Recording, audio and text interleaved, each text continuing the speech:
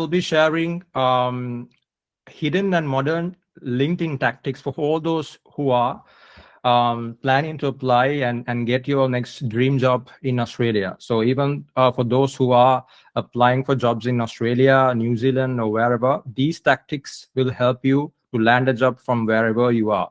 Most of these tactics are universal. I'm going to share these tactics across with you today on this session. So before that, let me give a quick introduction about me.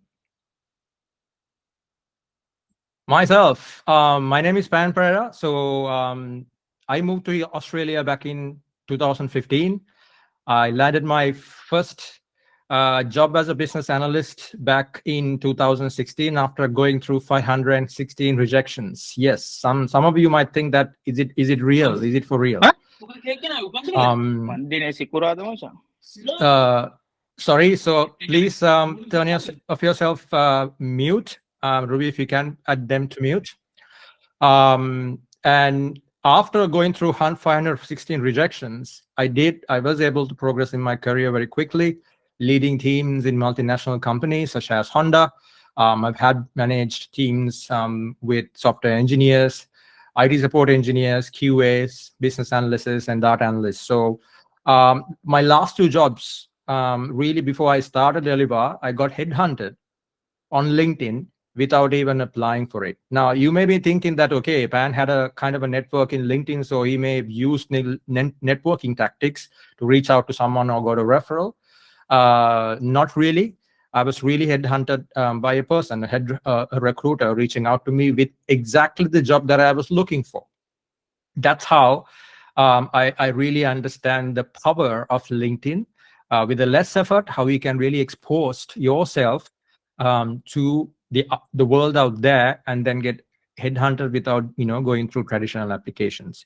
So in 2021, after a tough lockdown and COVID, I'm sure all of you might have gone through this tough phase. So in 2021, I started Eliva Career Coaching, pursuing my passion for educating migrants. Since then, I have been able to help 200 and plus more people land jobs in Australia, New Zealand, and other countries with or without local experience.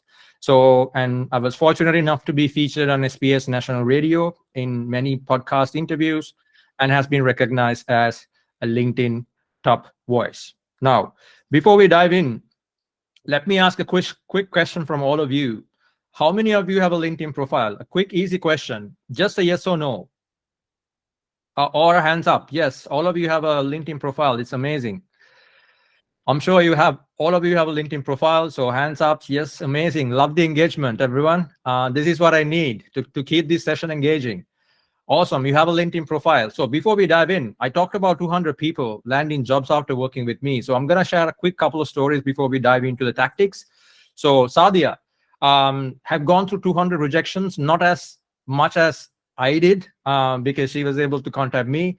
Now landed a data analyst role in 9 weeks. So the challenge, she was wasting time on online job boards. Like, I'm sure most of you who are new here, probably applying through Seek, Indeed, and other job boards. She was doing the same after she completed the degree. She got rejected by saying you don't have local experience. We found other candidates. You have, visa restrictions. What we did when she joined my program was, we implemented advanced LinkedIn tactics. Learn in the program, the result, not only she landed a dream job, and just without applying, she landed a mid-level data analyst job role with a salary that is 15K above what she was expecting. Another one, a civil engineer, you might be asking, okay, Pan, you're just helping out business analysts, data analysts. No, I work with a lot of candidates. Rasika was in a similar position, moved here with a bit of experience overseas, but really, again, struggled with, a lot of rejections saying that, you don't have local experience, no industry knowledge, failed few interviews thinking like, that he has to get a job in here to land a job. I know that that's the frustration that most of you have. Tried sending out resumes on Seek, Indeed, LinkedIn, but didn't receive any responses. Had a LinkedIn profile, updated it, but was not using it properly to get exposed. After enrolling to the program, receiving screen calls, and then secured a 6-figure salary and with a structural engineer job completely through LinkedIn. Now, before we start, I want to put your phone in do not disturb mode because we are going to cover a lot of tactics in fairness to other candidates who have joined today, and grab a pen or pencil to take all the notes because you will learn a lot. That's my promise. And I do have an exclusive offer just for today. Please remember to stay till the end to learn about an exclusive offer that is only valid for the next 24 hours. This is about my career coaching program, which has delivered 200 plus migrants landing jobs here. So today's agenda. Now we are going to talk about how to optimize your LinkedIn profile.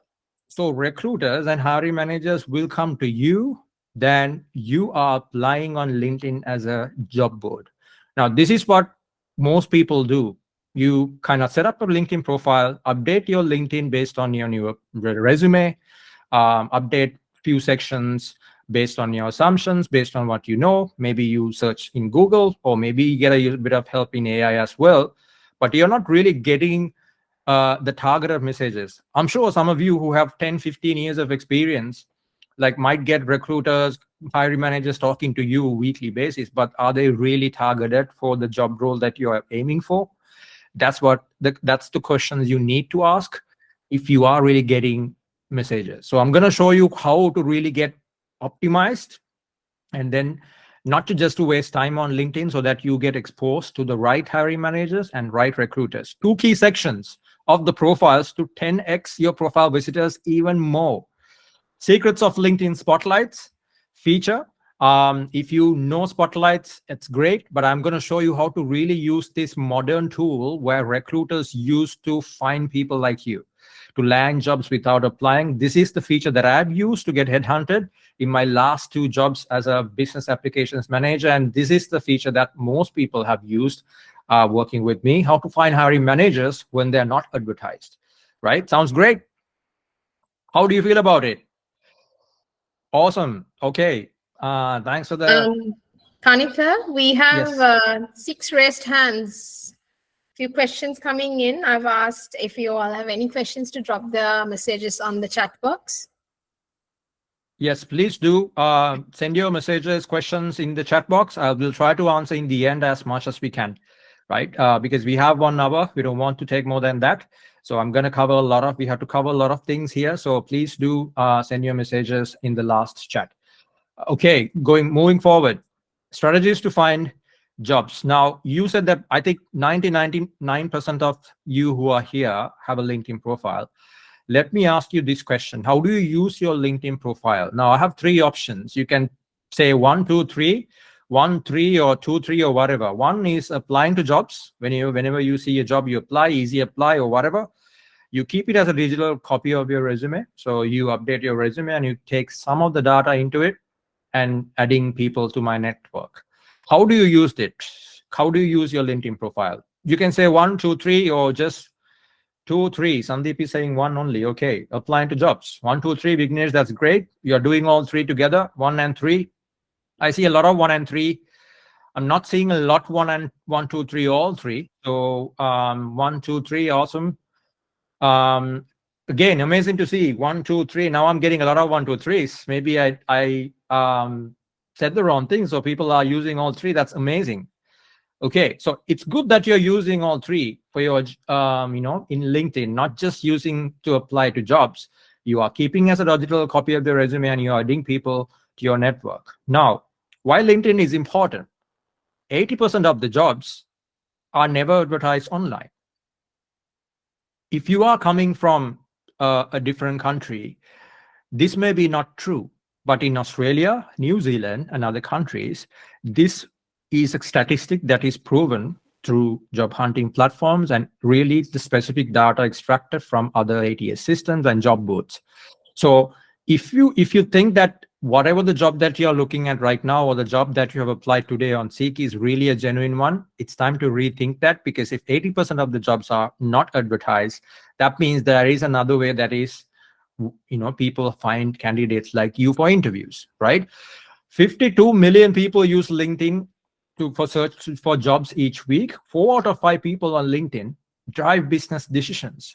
This is the magic or the power of LinkedIn. Just imagine the dream job that you're trying to achieve for the last few months or last few weeks, someone in your dream company is using LinkedIn every single day who can really get you in as a referral, maybe without even applying. How to use it, how to get to them is where we need to target.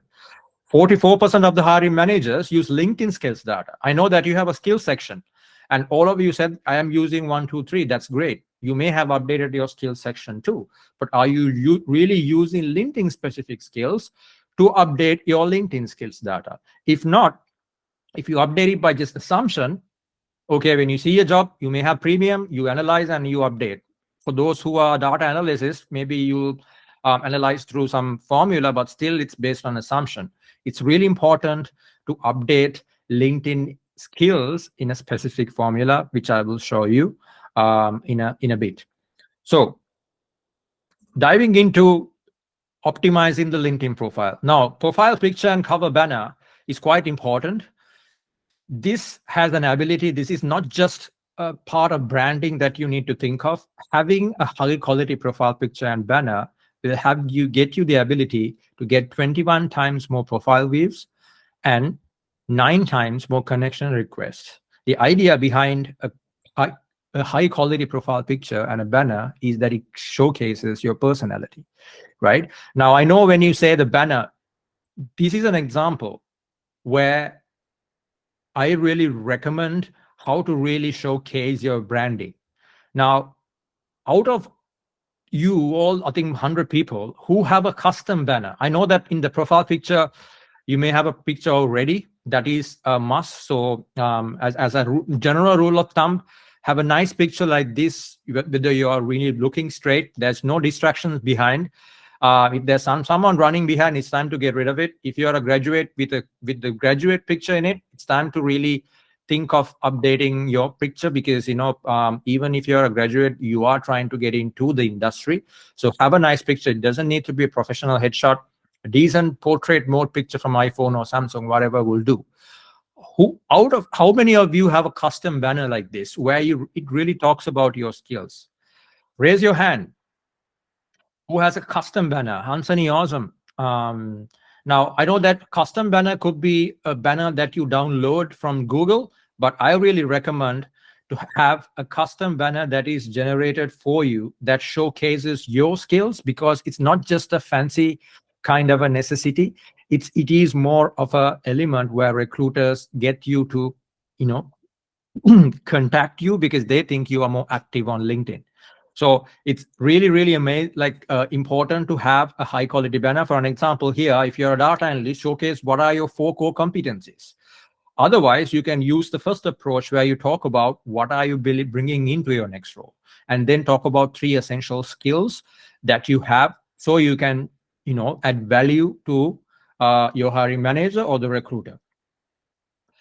Is this is this clear? I'm sure that you understand this, the idea of having a high quality profile picture and banner. Now, if you ask me what is the most important section, these are the sections that we are going to cover today to develop a high quality LinkedIn profiles that gets you headhunted, applying to jobs without, getting jobs without applying. Headline is the biggest section that you can really improve your job search and get into this hidden job market.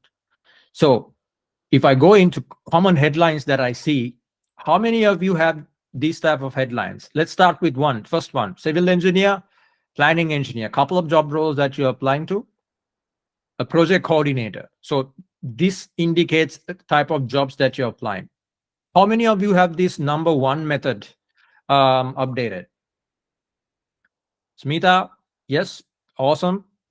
Chiru has the same, Shamim, Dinali, awesome. So some of you are using this approach, right? The first one. Graduate data analyst, masters in data analytics. This is also a common headline that you talk about your educational qualification next to your target job role, right? Which is also a common type of headline. Next one, a target job role, a competency, and then that indicating that you're open to work. The last one, accounting intern, a software, and again another competency. Now, for those who said that you have some kind of a headline like this, it's great, but I suggest none of these. I'm so sorry to say this, but in this competitive market, just having a LinkedIn profile with a headline like this is not going to cut it off. You need to really think beyond that. As you all know, last 3 months have been really tough across all industries. You need to be really thinking beyond a traditional ways of writing your headline. I'm going to share you how to really develop a killer headline, because people were getting jobs, including myself back in 2021, without just applying. LinkedIn has increased the character limit of LinkedIn headline to 220. So how to use the 220 character limit for your advantage so that people will come to you, and then without really you going to them, right? So here is how you can develop a LinkedIn headline that gets you hired. Identify 1 or 2 target job roles. So my recommendation is, if you have just one, if you have really clarity around this is a job role that I'm going to target. For an example, if you're a data analyst, in the market now, you can also get into other roles such as reporting analyst, insights analyst, right? If you're into marketing, you can say marketing coordinator, also digital marketing specialist, right? If that is the way. But if you're really super clear on what your target job role is, let's say business analyst, that's the only job that I'm applying for, and I'm really clear that is my positioning, you can mention just one. Review 3 to 4 hard skills that are relevant but also high in demand. This is not just about telling that what you have, but also what the industry is asking for. For an example, for a business analyst, digital transformation is a highly relevant but also high in demand competency. That is, what hiring managers companies looking for. So instead of project management for a business analyst, you want to select the competencies that are really key, that drives you the traffic into your profile. Identify high in demand technical skills. If you are in a technical role, what are the couple of or 2 to 3 technical tools or software that is high in demand that you can really show them? For an example, business analyst, a cloud tool, a process mapping tool. For a digital marketing person, like a CRM tool, a graphic design, that type of software in next to your industry. Write a value adding statement. Now, number 1 to 3, I know that, yeah, I have done this so far, Pan. So, but I'm not still getting responses. Yes, these first 3 steps are important, but the 4th one is where you really dive into a different space and then really stand out from your competitors. People want to know, even if you don't have local experience, what are you bringing in? How are you going to solve the company's problems? What value that are you bringing into your next job? Anyone who's in this call can write a value adding statement. I'm going to show you how. This is where you really, stand out, in addition to writing your traditional competencies. Here is an example of a procurement specialist, a client that I work with. I'm going to show you this profile in a while, how this person has went from 6 months of rejections to getting headhunted within 2 weeks, 3 interviews just on LinkedIn without applying. Recruiter wasn't even in the network. Procurement specialist, target job role. We identified what are the 3 to 4 key competencies that he can bring in, but also high in demand in the industry. Not all the procurement specialists can bring data-driven insights. So data-driven insights is where every industry is heading in. It's a highly value-adding skill to have. So we specify data-driven insights next to procurement specialists. So it's visible when this person, shares messages, comments on other profiles. Warehouse operations, inventory control, traditional, and then high quality competencies that procurement specialists will need to have. And then SAP ERP is a software that my client has worked before, which is highly in demand in Australia, across other countries as well. Supply chain management. Now, a lot of people write the headline up to this point. I'm sure most of you are as well, right? Your target job role, whether it's a data, software engineer, IT support, whatever. Some key skills, whether you're looking for jobs. Now, one thing I don't recommend is to write that you're looking for jobs in the headline. Why? There is another setting that you can indicate the recruiters to trigger the algorithm that you're looking for a job, but it's not really worthwhile using this 220 character limit to say that you are looking for a job or seeking an opportunity in the headline. If you indicate the flag open to work, that's more than enough. So I don't suggest using it. It's a waste of an opportunity. Now, up to this point, you write it. Now, this is the value adding statement. I help. I normally start with I help. It kind of starts in a nice tone so that you're saying that how are you going to help your next company or future employer? Companies streamline procurement processes. So streamline is an action word, right? That everyone's looking at. You're not just doing a task that you're given. You're trying to streamline a process. This you can think of related to your industry. Think of as a business analyst, data analyst, IT engineer, accountant, procurement, marketing, whatever. What are you reading every day when you apply for jobs? In a job description, they talk about we need someone to really improve the data quality, improve the ROI in digital marketing efforts, right? We need to really improve the customer experience scores if you're a customer service role. Sales, improve sales. Build relationships. What your company is looking for in your target job roles, right? And how? Not just saying that you streamline procurement. It's not enough to improve cost savings and profits. If you say, I help companies, let's say if you're a data analyst, I help companies improve profits through data-driven strategies or data storytelling. Data storytelling is a powerful way for a data analyst to say, hey, this is the way that I'm going to help you. Yes, I'm competing with other data analysts who brings up Power BI knowledge, visualization, insights development, all that. But hey, look, I will help you to complex or deconstruct complex data into powerful business insights. How does that sound as a headline if a hiring manager sees this profile in a list of other candidates who says, data analyst, Power BI, seeking opportunities, looking for jobs, right? Does it make sense for you, the power that this headline brings? This is where you maximize the click-through rates. In digital marketing terms, click-through rates is, let's say you go into Google, you search for something, bunch of websites come in, you see the headline or the main title, let's say pair of trousers, Maya, Kmart, Target, but that's the second one, the headline, the subheader, or the metadata is where you click. So you need to optimize this to get the right person coming into your profile. Now, this can be written in different ways. If you have an industry specialization, special, for an example, you're a business analyst specializing in e-commerce, you can put that next to your target job role. I'm spending a bit of time because this is really, really key to get this tactic right. Now, let me ask, how many of you have gone to this length, updating the headline in this way? Raise your hands up, or if you haven't, that's okay. How many of you are updated? So sorry, Hansani, Shahana, awesome. So seems like some of you think that this needs to be updated further, right? So amazing. Now, about section is the other part that I would say the second most important part for you to land a job. Because let's say you convince the recruiters from your headline to come into your profile. So you have done all the hard work to get this hiring manager or the recruiter to come into your profile. Now, you don't want to miss out this golden opportunity because they might be really finding 5 people for interviews, right? The job is not advertised anywhere. Right now, someone will be looking for you. So if you update the headline now, okay, someone comes to your profile. I've seen a lot of people use about sections to write just a summary of your skills. Now, or just a copy from your resume professional summary, right?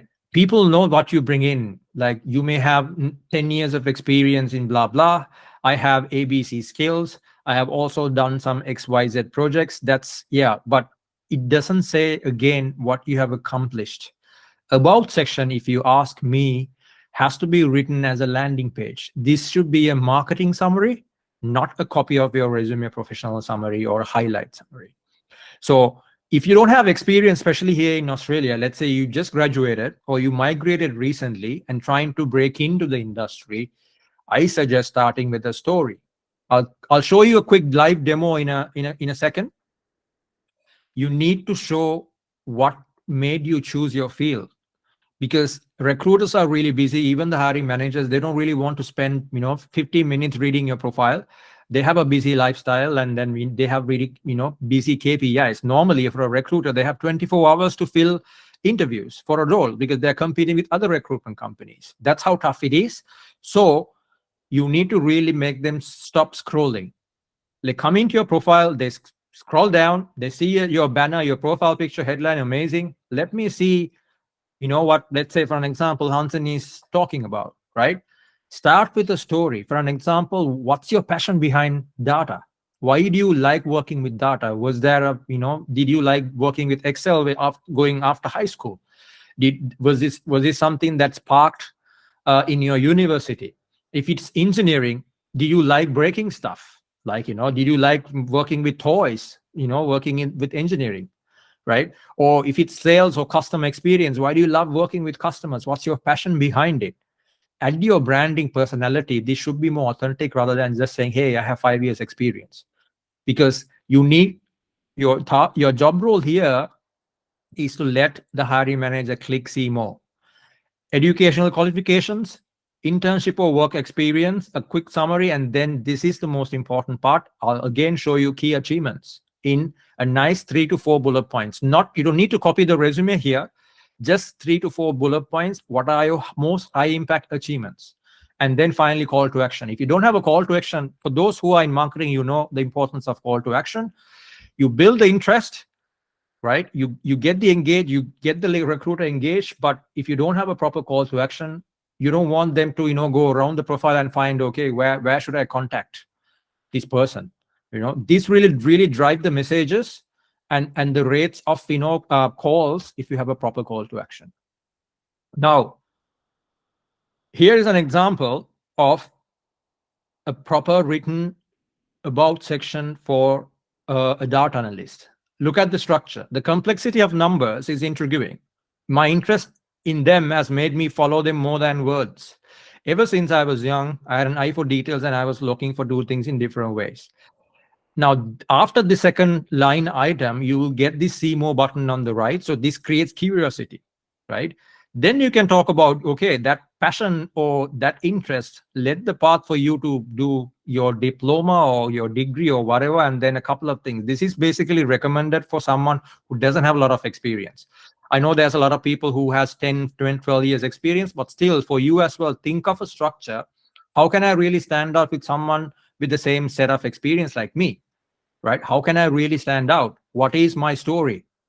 Right? You don't need to really write a story that is 20 years ago, but really talk about, let's say, your passion. What are your ethos around, let's say, if you're into sales, what are your ethos in sales? Marketing, why do you love, marketing? I have gathered hands-on experience in your roles working as blah, blah, and then key achievements. What are your 2 to 3 high-impact key achievements? Now, this is what really seals the deal for the recruiter to get you shortlisted as a potential candidate for an interview. This is after me interviewing hundreds of recruiters, me working as a hiring manager, but also industry relevant data and the results that my students have achieved. This structure is not too long. It's not a full-blown cover letter, but it's a mix of your story, the skills, your accomplishments, and really the value addition that you bring in. How many of you has written your LinkedIn about section in this way? Just a quick thumbs up. How many have you written your awesome? Dinali has. Sandeep, no. Okay. Seems like you haven't written it. I'm seeing a lot of no's, so there's ways you can improve this. Gayatri, thanks. Jacob. So I hope that you see the structure and the value of how to really structure the about sections to get the attention, because trust me, recruiters won't go to your work experience to really, if they come into your profile when the job is not advertised anywhere, job is basically hidden. You do everything right to get them into your profile, right? You need to really convince them from each and every single section in your LinkedIn profile. That's how tricky it is. So most probably, if you don't really convince them here, they won't scroll past and read the work experience section. Because I've seen that recruiters, if they're happy with your about section, the next step is, hey, I'm going to call Jacob now. I'm really super happy with what he's written. LinkedIn suggested me because the profile is optimized. Headline is a killer headline. Okay, bringing value to this role. I'm going to go to the Jacob's profile. About section, is he really selling me what he will bring to me? Otherwise, I won't really, I will have less time really going into work experience. I would rather check another profile, right? So I'm going to show you another profile in a short while. And then when it comes to skill section, now I know that a lot of you have a skill section, right? Let me take a pause and ask, this is a game, right? How many of you know how many skills that you can apply on the skills and endorsement sections in the LinkedIn profile? Important question. Now, I might be giving you a bit of hints here, but let me go to the next screen so you can't do the calculations. How many skills you can you can have in your skills and endorsement section? Any guesses? 100, 50, 50, okay, 60, 10, 10, Shweta, 50, 20, 15, no idea, okay. All sorts of answers coming through. That's amazing, right? I'm amused of the answers that I'm coming through. I thought that it'll be a mix between two.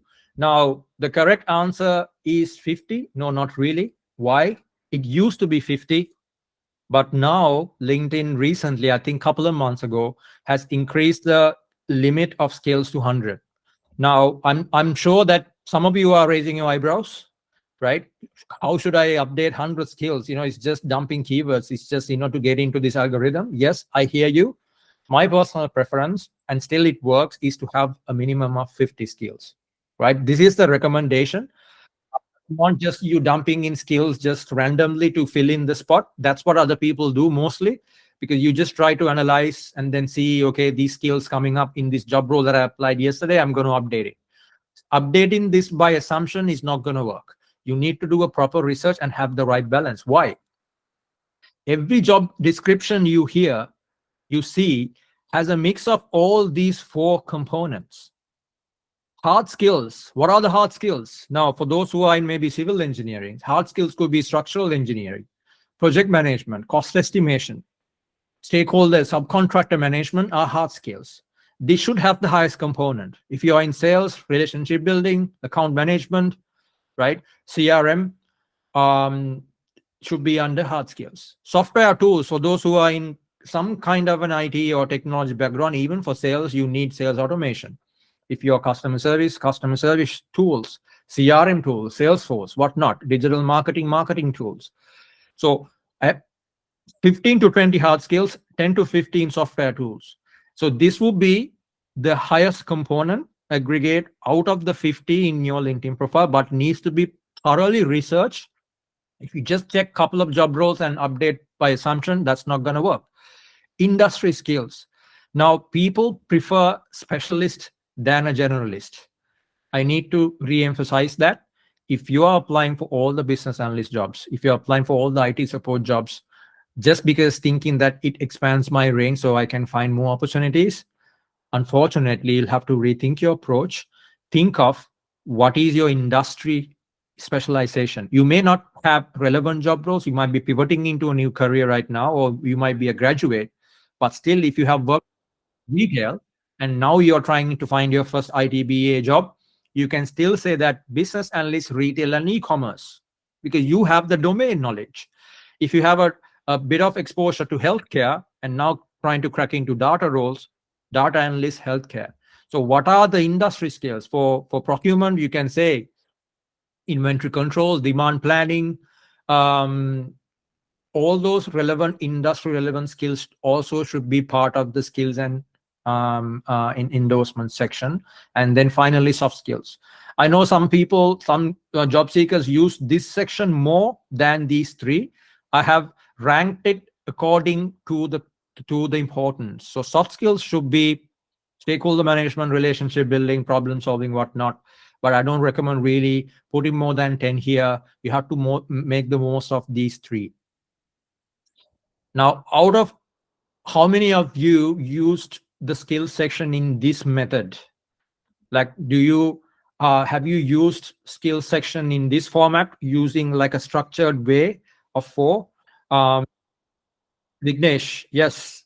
Seems like, again, crying faces. I don't want you to cry. I'm here to help. So you are here to learn. You can take away a lot of things and update it right away, right? So I'm here to share all the tactics. So I'm glad that you are here. So you are learning something. You might be, getting your dream job with these little tactics that will help you definitely. Now, before I go into sharing what spotlights are, I want to show you a quick overview of a profile that I've done, especially the headline that I've showed you, who had landed a job within 2 weeks. Stop presenting. Let me share the screen again.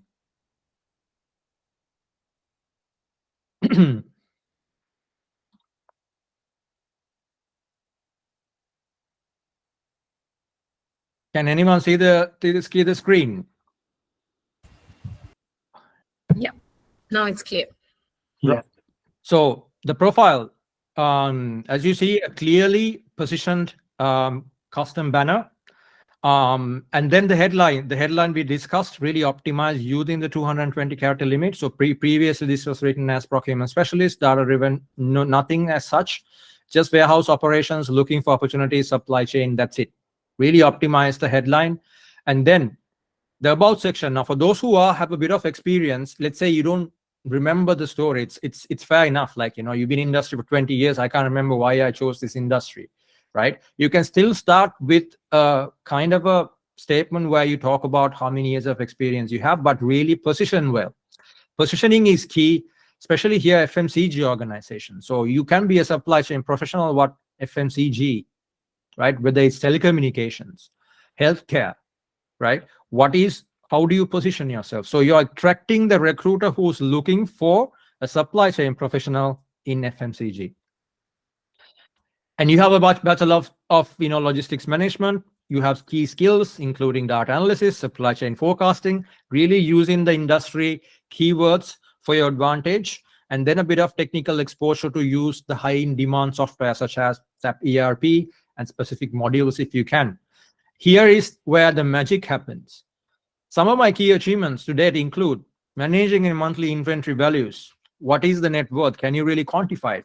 I know you may have written your resume using ChatGPT, but have you really defined the key KPIs or the metrics to showcase the impact, right? Just writing a bullet point is not going to be enough. Now, previously, he has written responsible for managing inventory. This is how he has written before he joined my program. I ask questions around, okay, can you really quantify it? Implemented the start navigation solution. What's the outcome? Outcome was fulfillment accuracy increased. Reduce the number of POs, purchase orders by 8%. What's the cost saving, right? So really giving value here, and then finally a call to action to improve the number of messages you get so you make the recruiter's job easier. Now, this is the job he landed. Again, going into the work experience, I've seen a lot of profiles that you just update the work experience, but nothing in here. You're missing out on a lot of keyword traffic, because I'm not recommending to copy everything from your resume. Please don't go and copy everything to here. Rank them, identify what is your most 3 to 4 high impact bullet points in your resume in each role. And then if you haven't written it in this way, can you see the numbers around here? Some of you who worked in research or other roles maybe could be qualitative outcomes, or really optimize these bullet points for outcomes rather than just saying, hey, I was responsible for this and that. If you say analyzed, what did you really achieve it? So this we have really optimized. And then skill section, we use 50. Endorsements are key. LinkedIn algorithm, based on my learnings after the last 3 years, suggests that just adding a skill is not enough. You need to have the right skills, right skill word balance, but also the endorsements. Basically, if you are competing with another supply chain professional or job seeker who has 1 endorsements and you have 2, your profile will come up higher. That's how basically it works, right? So it doesn't need to be your manager who is endorsing you. If your friend or university friend who can endorse you, just get endorsements, but it needs to have a minimum of 50. Right now, here's an example that needs to be like, I'm sure you can relate to this, right? There is no banner. You tried your best to write kind of a headline, right? What is your current job role? Now, this is the default, right? If you haven't really looked at the headline, your current headline might say, hey, I'm a sales manager at this company. That's it, right? That won't help you to really stand out if you're really looking for a job. Other kind of skills, you tried your best to add some skills, but it's, if you compare with this, right, what is more appealing for you? If you're a hiring manager, think as a hiring manager. Open to work, only 3 job roles, so this is also we need to work out. And then about section, right? Currently engaged as a data analyst. Okay, that sounds like, you know, you're currently working, you applied your skills in doing that, but I cannot see any key achievements. What is the impact, right? You know, even if you have a project experience at the university, what outcomes did you make in your university? This is good, but we need to really do more to really compete in this, get more results in this tough job market. The some just one point under, you know, the work experience. So we need to kind of update what you have really done. If you don't have experience, there is a project sections you can upload, and then skills, only 50% of the recommended slots are used. So this is an example of what you need to do. Let me stop presenting and then share back to my presentation. I'm going to share now how the recruiters see your profile. Now, how many of you know how recruiters see your profile? Let me ask this question before I share this important modern tactic. Do you know what spotlights are? Do you know how recruiters use it? Now, I know there's a lot of information I'm sharing with you. Okay, no. You will learn this insight today, right? Just hang in there. If you haven't seen this, this is where you really get into the results. Just optimizing the profile, you can use ChatGPT, right?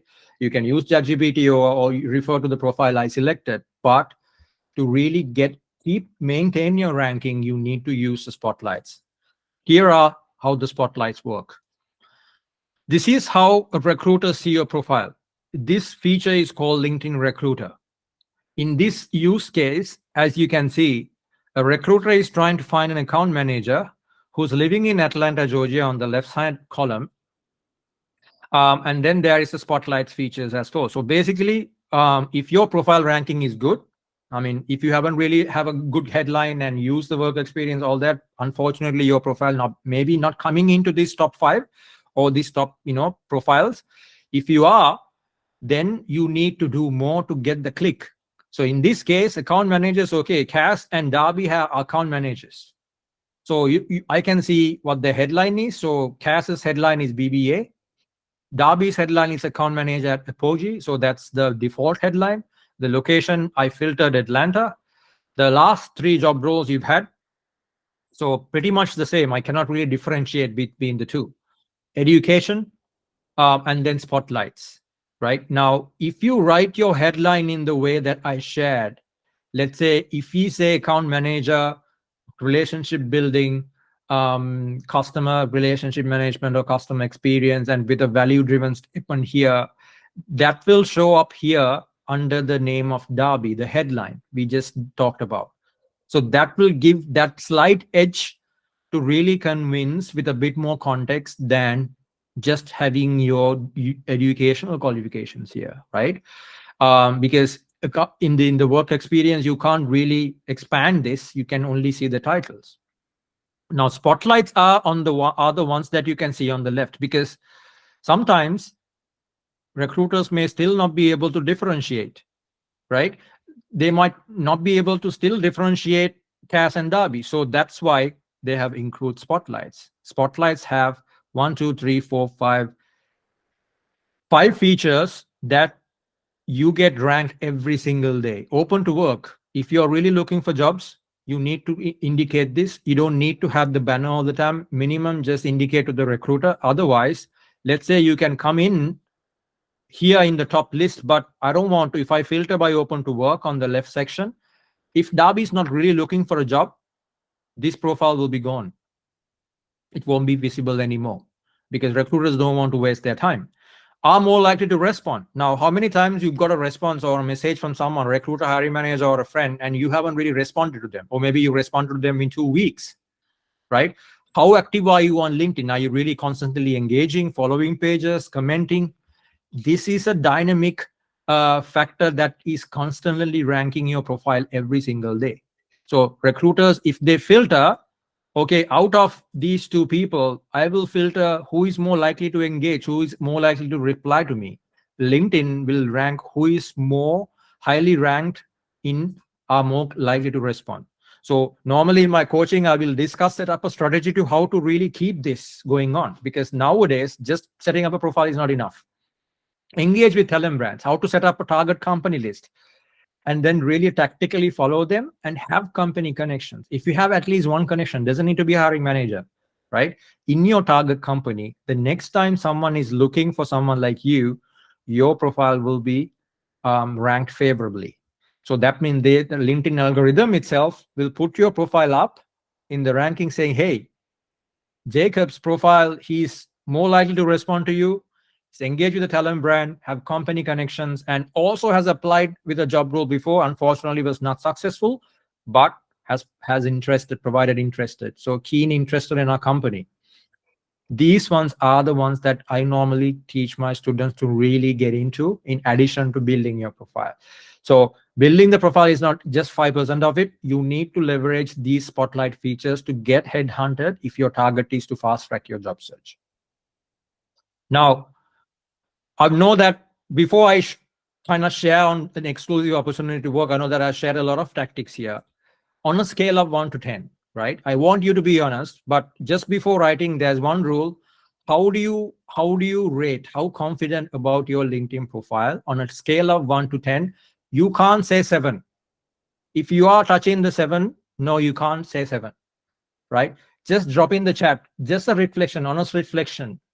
What is your ranking about your LinkedIn profile? Thanks for being honest, Gayatri. 153. I know that this is really good that you're really being honest with what is the profile ranking that you feel like you're having, right?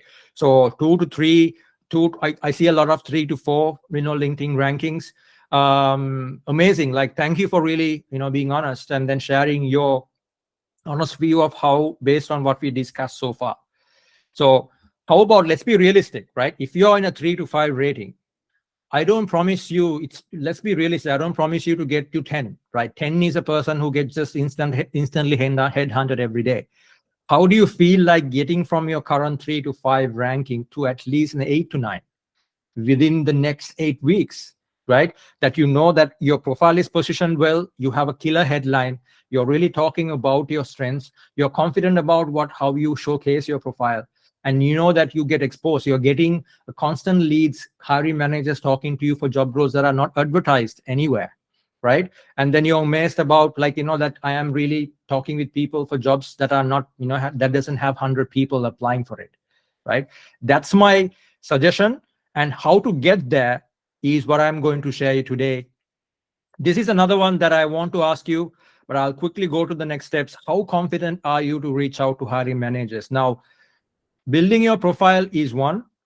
You need to also have an outreach strategy, right? So inbound is the first part we discussed. That is the headhunting. I won't be able to talk about this, but this is something that I cover. You need to have an outreach strategy. Am I really talking to people whenever I see a job ad, right? I see a job advertisement. Okay, there is an email address on the job description. I will send an email. That is reactive way of applying. You need to define, okay, who are the hiring managers, recruiters, decision makers who can really potentially give me a job offer when the job is announced as soon as possible. So think about, are you really confident about, let's say, reaching out to strangers who you don't even know of in LinkedIn? Exclusive offer. Now, I know that this is something that I will cover.